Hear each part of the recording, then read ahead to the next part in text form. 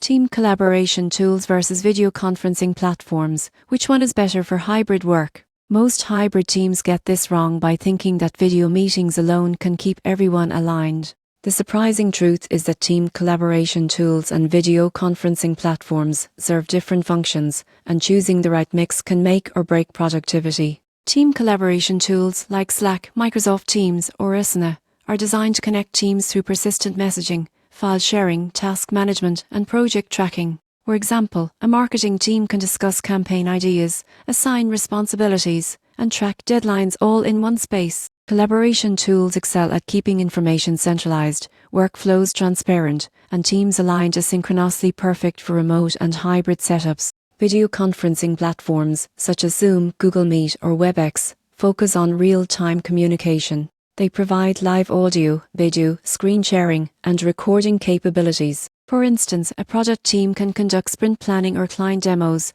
facilitating discussions that require immediate feedback. Video platforms excel at building relationships, clarifying complex topics, and engaging teams in synchronous communication. The key difference is ongoing collaboration versus live interaction. Collaboration tools handle daily teamwork and asynchronous updates, while video conferencing handles direct, real-time discussions. Most hybrid teams benefit from using both. Collaboration tools keep work organized and accessible anytime, while video platforms ensure critical conversations and alignment happen in real time. The takeaway is clear: if your goal is ongoing project coordination and knowledge sharing, team collaboration tools are essential. If your goal is live communication, brainstorming, or client meetings, video conferencing is the better choice. The surprising truth is that integrating both allows hybrid teams to stay productive, connected, and engaged, whether working remotely, in the office, or a combination of both.